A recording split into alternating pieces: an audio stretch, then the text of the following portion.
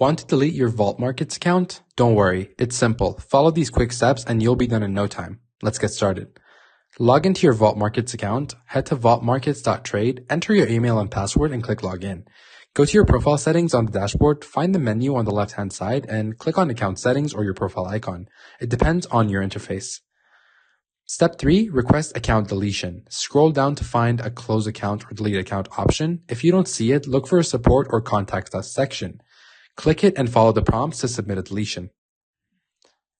Step 4, confirm your request. You might need to enter your password or verify your identity. Double check that you've withdrawn any funds before confirming, as this action is permanent. Step 5, contact support if needed. If you can't find the delete option, send a quick message to support@vaultmarkets.trade or use their WhatsApp line. Request account deletion and provide your details. That's it, guys. You should receive a confirmation email within a few days. Make sure to check your spam folder. And you're done. If you found this helpful, give us a thumbs up and subscribe for more tech tips. Happy trading or not trading.